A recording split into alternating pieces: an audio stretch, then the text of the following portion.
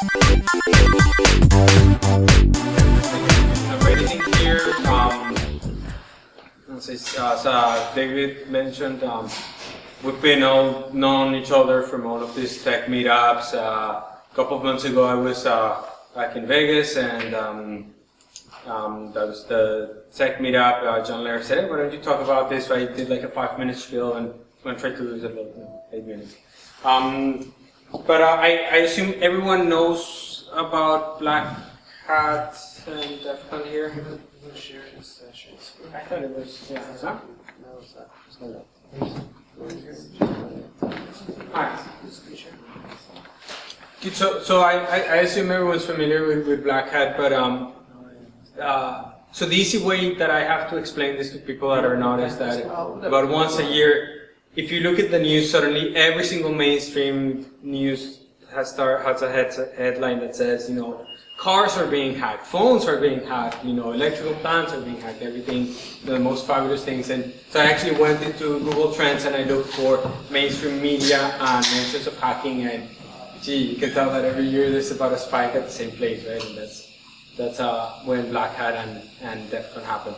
This is the largest security conference in the world. It's actually, as many of you have pointed out, it's probably gotten too big. It's literally an army descends in Vegas. I read that there were about 7,000 attendees there, although I've heard numbers as high as 10,000 this year. Blackhat is the larger corporate one. DefCon was the more, the smaller one, and then there's B-sides that hopefully not a lot of people know about.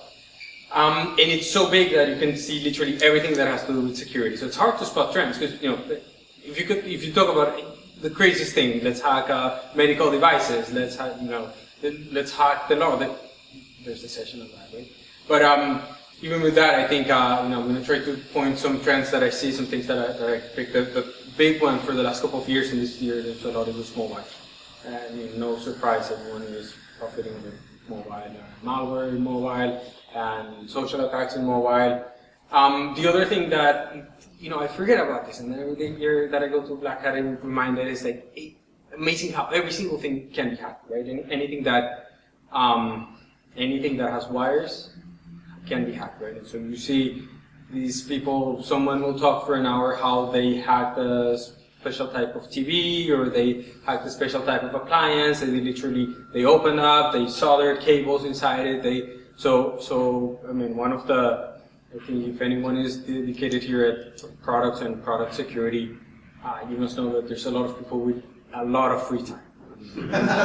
This guy, there was someone, I think he was saying he lives in Montana or somewhere, he said, look, the winter is very cold, I don't live in my house in 6 months, and he spent 6 months reverse engineering one of the I think it was a Samsung TV, and he managed to hack the kernel, and the way he did it was just, doesn't matter what he hacked, he literally went down to the assembly level, he connected cables into the CPU to measure all the voltage and started fiddling with the voltage until he hacked the thing, right? It's like put a gun to the TV, Probably easier to have hijacked, or kidnap one of the engineers and stolen the secrets. but yeah. And the other really cool thing, we see this in New York with all the hack spaces, like hardware is getting smaller, cheaper, and there's so much cool stuff that's being done with hardware. It's when, people create with the Arduinos, with the Raspberry Pis, tiny sensors that you embed in the fire alarms. You start wiring the buildings, and then you start monitoring everyone's phones. Start following people. A few months ago, there were some of the garbage cans in London are actually looking at the signals that your wired phones emit to follow you, and then they customize the ads based on who you are, right? So they actually follow you through the city. It's nothing creepy, of course. But, another thing is that so I think we are relatively getting a hold on things like APTs and attacks in the enterprise security.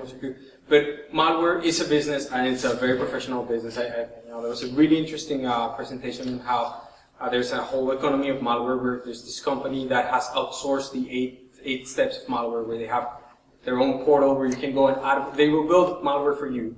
They will help you build a portal where you can advertise your malware, because the more you infect, right? So you can actually go and create your own Android game with malware, create your own website to advertise that game, and if you get your friends to click on it and install it, then you get a commission of whatever.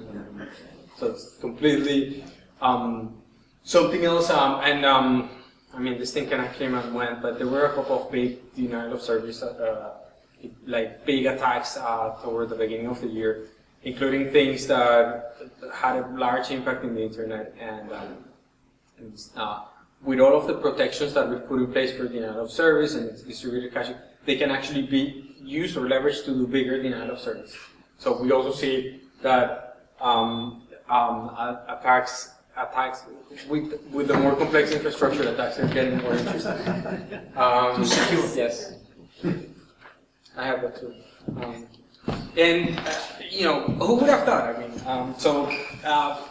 General Alexander, the head of the NSA, actually gave the keynote, and you know, now hindsight, he seemed so tame. He just, at the time, Snowden had just mentioned the first thing, so he defended how basically, you know, there's surveillance that's properly regulated by Congress, and they were listening just to very small things.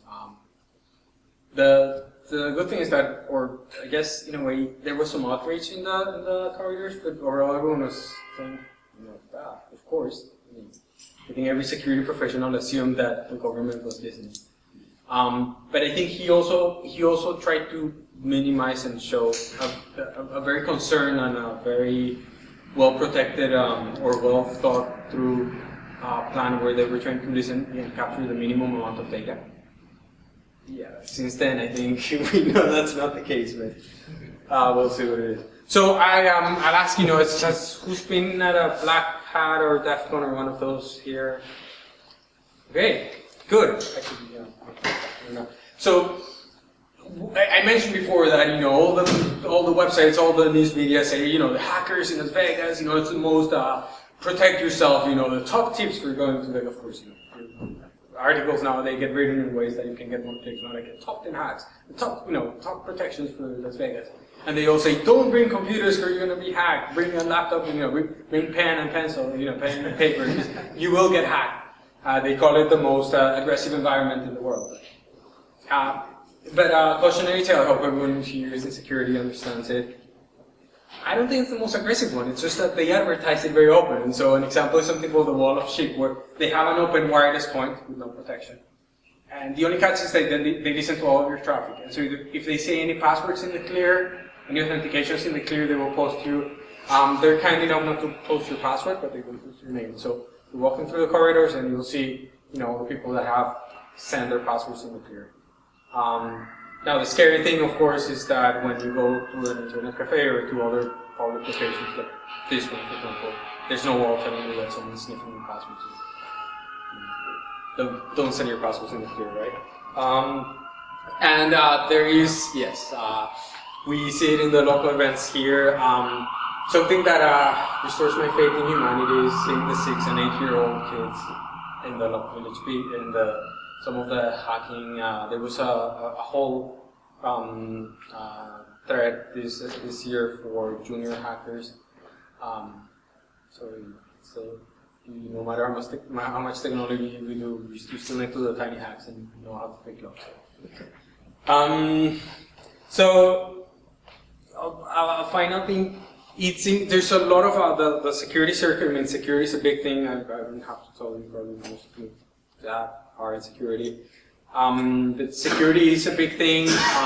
There's many security conferences, but this one still seems to be the one that builds the most hype and the most anticipation. So I do see during months there's many critical vulnerabilities that get first showcased or open to the public in here. But for many months in advance, the people that found them work with the vendors. Things get patched before, and some things get patched, others not. But ultimately, a big thing with security, it's also a perception game, right? So it was right after Black Hat, there was the news like Microsoft had a vulnerability that couldn't be fixed, and Apple had one that they had to fix immediately. And if you look under the covers, both were almost the same one, and they were all equally unfixable. Just how I think Apple just ended up just putting a warning that it was useless, but they fixed it. So sometimes I have to play that game. So a few things that I found interesting, and of course this is my opinion. Some of these things, and I assume some of you were going to read this and say, "Duh!" Of course, 3 years ago we knew this. But there's something called a femtocell, which I had read about them, but I had no idea what they were. Does anyone know what a femtocell is? It's brilliant. So in places where you have little wireless cell phone coverage, GSM. They actually sell this, which is like a portable cell phone tower that you can connect to your network. That's awesome. And your phone will connect to that tower, and it's as if you have your small your tower in your house, right?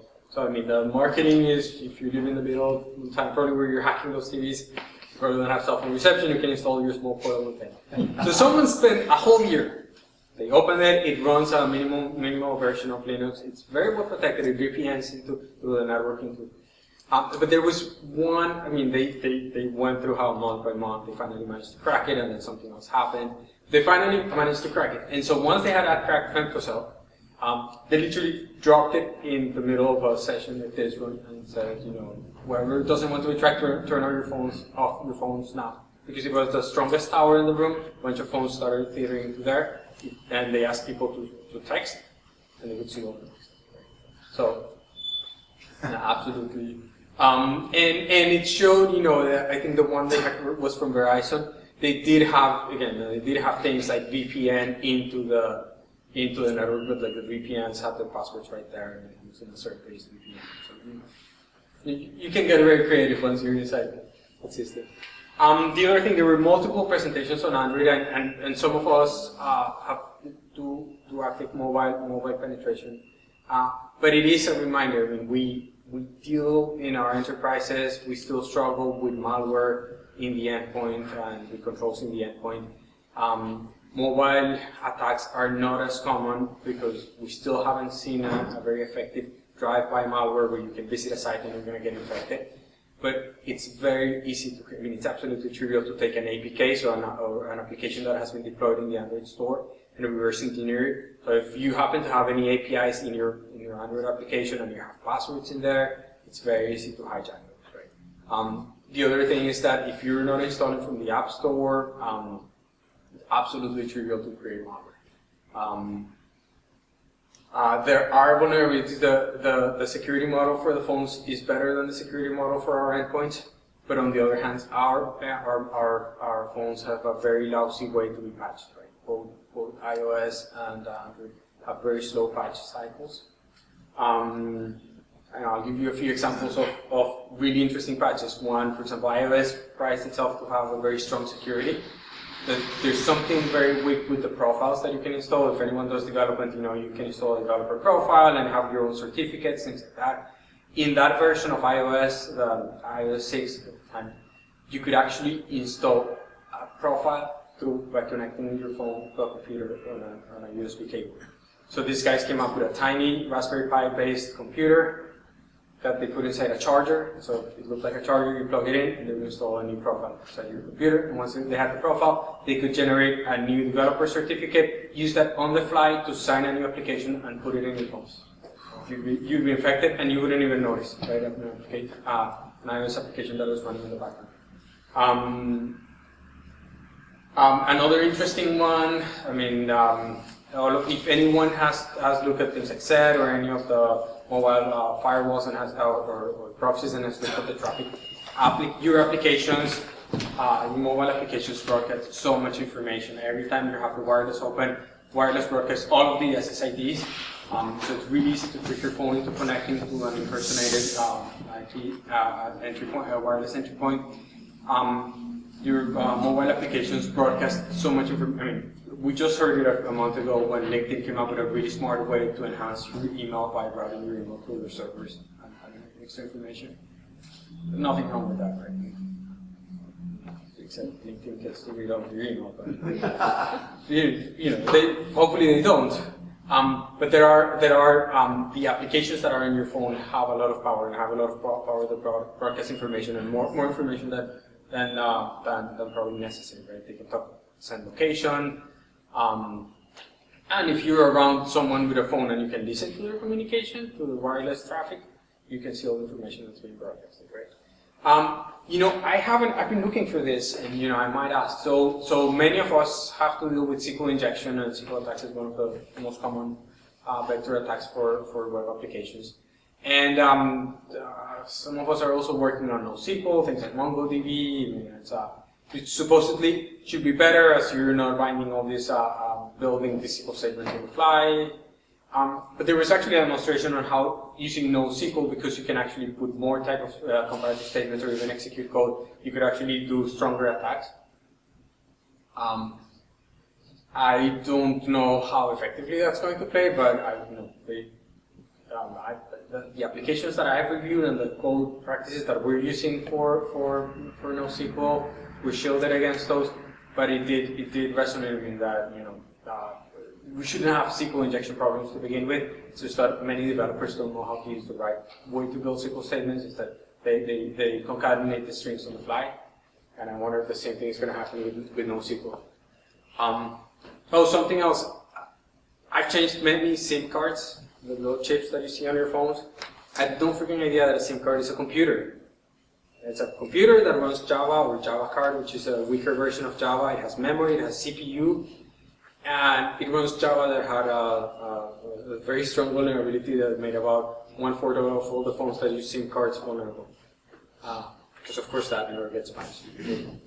Those SIM cards got patched a few months before Blackhat.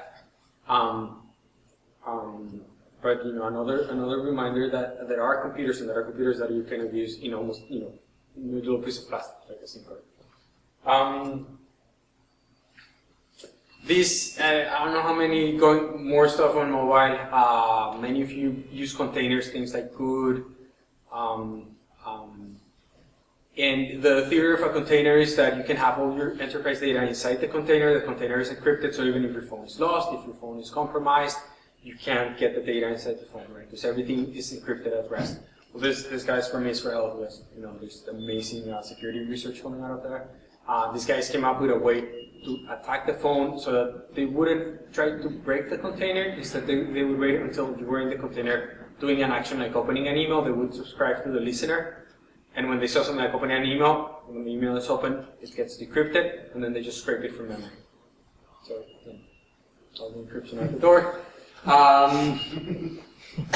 Okay, 2013, we're still using web and wireless authentication. But so it's not news that you can crack web, that you can crack other wireless. But what I did see is I hadn't seen before the way PEEP is implemented in iOS. They were able to hack PEEP in a way that PEEP is a stronger EAP authentication, and they were able to hack it in a pretty clever way. They generated a self-signed certificate and put a Radius server behind it. And look, there's nothing magical here. It's just if you're an iOS user and you try to bind to that point, they would actually be listening to what wireless points your phone was broadcasting. And when they found a point that said like enterprise XYZ, they would name their point that way, so your phone would try to bind. If the certificate wouldn't match, and so your phone would throw one of those funny things that says, I don't understand the certificate. Most people see that and say, yeah, continue. Yeah. And so once they do that, they were able to get the password right. I talked about hardware hacks. I mean, there were so many. I mentioned cars being hacked, medical devices, femtocells. But I think that the most amazing thing is with small form factors, people just wiring tiny computers across multiple, a large area, and then being able to survey you and follow you based on what your phone is broadcasting. There were a lot of cool JavaScript tricks. We've seen them over the years. I think the most interesting one is some of you might know about online advertisement, how it works, that you beat on Google or a bunch of other exchanges to post ads in multiple websites. And some of these actually let you embed a little JavaScript in your app, which you use to track traffic or things like that. So these guys just came up with a way to put malicious JavaScript in an ad.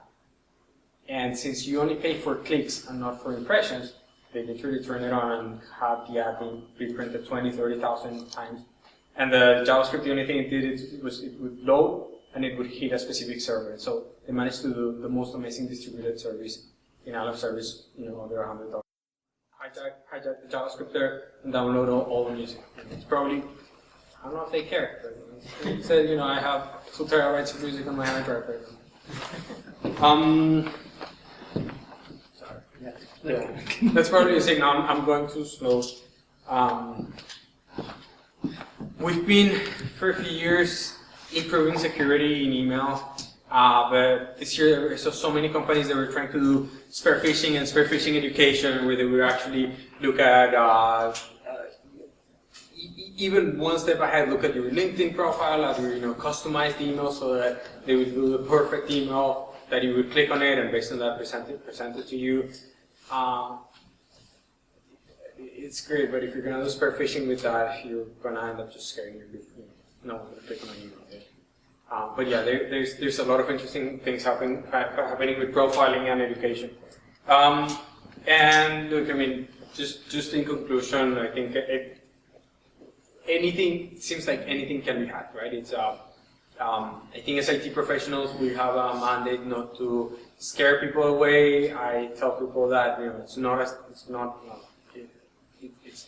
easy. The stars need to align. The problem is that when there's so many phones and so many laptops, stars are gonna align.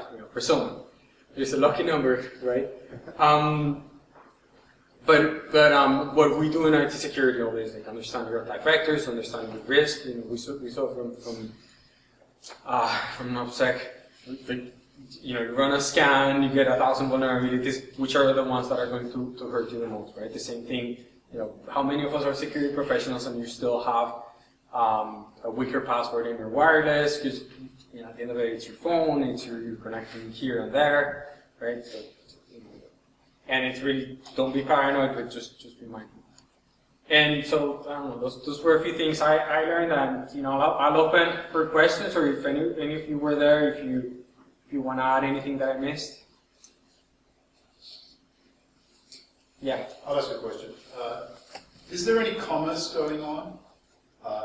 Vendors trying to sell things, or? Yes, a lot. So Blackhat is the more corporate one. So all the big names are there, big parties, and it's Las Vegas, right?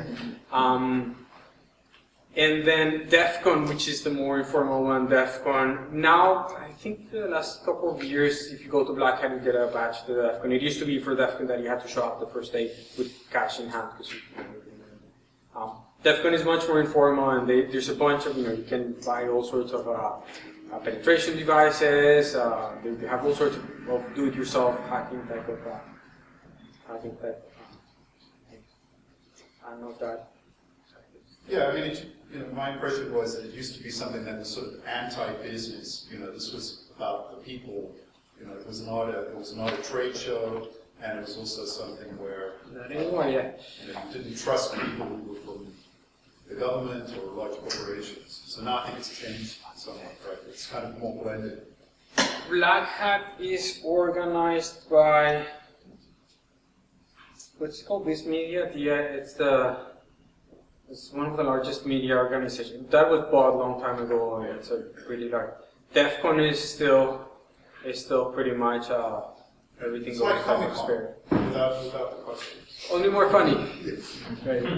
So, Carlos, I have a general question.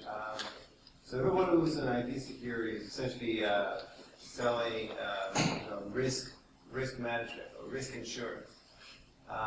So you're working at a very large enterprise and have a kind of visibility into what gets into the limelight in terms of what type of risk or more, I guess, have more exposure to C-level executives. Because you're running here, and like you said, there's always vulnerabilities. There's always going to be something that's going to get hacked. In your experience, why does APT, Advanced Persistent Threat, is now in the news and gets money because companies are going out and spending money on APT versus DLP versus there's a lot of stuff that's happened in the past and what didn't get that much exposure. I don't know if you have any insight Yeah. because of why it does happen. We struggle in security because, I mean, traditionally the CISO role was jokingly said CISO was the C node, right? The ones that would always block. And I think with tighter financial controls, with more pressure on expenses, on results, the role of the CISO has been evolving into a role where they have to be more proactive. You have to translate more of the security requirements into business requirements. Why is this going to impact you? I don't want to generalize for things like APT. There are genuine, we've seen and worked on multiple genuine APT attacks, but there's also a lot of hype around that. There's also a lot of, it's not the most optimized. But behind something like an APT, ultimately, you need to have certain business security controls. I mean, you're not going to build the most advanced analytics to cover certain things like TRP or behavioral analytics if your basic access controls are not in place, right? If your basic patching is not in place. So I think there's still a struggle to do more with less dollars, to identify where the risks are. That's why anyone that can translate the big list of vulnerabilities or the big spectrum into the things that are important has an edge in security. Just want to add to that because we really have to differentiate what is marketing and what is the reality. A lot of things you said, ADP, DDOS, but there's still SQL injection around for 15 years, and then people still do not put on proper controls in place. So I guess my question for you is, people always say you don't get fired for buying from IBM, right? It's really refreshing to see you still have a lot of innovation out there happening in a large organization. So what are the research area where you invest in terms of how you innovate? What are the areas in terms of the strategic direction within your CISO office? Absolutely. And look, I work for IBM. I'm the innovation arm for CISO. So in my answers, I come here to present as just another practitioner. These are my opinions and not the ones from my employer, right? And so, but yeah. Oh wait, so let's record that. Yeah. No, but so a company like IBM or many of these large companies, this is so big that you probably have the different lines of business, the different lines of and you will probably get a different answer based on where you go in the company, right? On my side, we're really looking at how do we get companies to move faster to deploy security technology in ways that is more productive, right? So right now, I have three areas that I'm spending a lot of time. One is identity, because it's still, it's 2013 and we're still relying on passwords, right? So I have this really cool prototype where I replace passwords with certificates, and the technology is not new. We know how to do it. It's just very difficult to get users to get rid of passwords, the whole life cycle of managing certificates, things like risk-based authentication, right? I have this system where if it's you connecting from your office or your home, connecting to the applications that you know, when you start typing your password after the second or third character, I will unlock you. You don't even have to type anything. But if it's you connecting from a country I've never seen, I'll probably completely block you or step up. I'm very lucky in something like IBM where I have control of the endpoint, of the network, of the back application. So we can do a lot of things even on like shaping the traffic, shaping the encryption, shaping the traffic, blocking specific transactions. So I might be able to let you access a repository and download files, but at a given point if something doesn't match enough trust, I can block you in the middle of a file. So around identity, we are trying to do more with big data and analytics. So a good example is we just saw how anything that's more around self-service, self-provisioning, changing permissions on the fly. That's more of an operational one.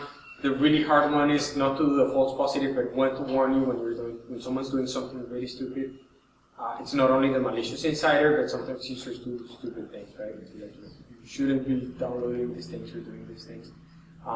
There's a lot of fun stuff that we can do with machine learning and with data, but there's a lot of false positives there too.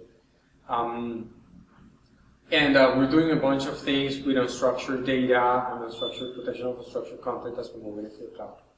So those are kind of areas that. Did you tell him to spend $900 million in trust here? It was you. I wouldn't be here if I hadn't had. Now, being a little facetious, the serious side of that, I mean, do you interact with the other side of the house, the product side? Do they reach out to you and find out what's important to you when they think about either what they're going to buy or in terms of what they need to do in their product development roadmaps? Yeah. Yes. So the short answer is yes. So I'm at a very advantageous position where I can do quick innovation. So I might even do things like for certain acquisitions, bring them early and pilot them. Trusteer fits in some of the roadmap that IBM has for security, but we have been working for over 2 years on secure browsing and virtualization and micro virtualization for both cloud and endpoint. So I think we have gone every single vendor, as well as things that we built in house that came to do safe browsing. We had multiple of those. And it comes from problems that we see day to day.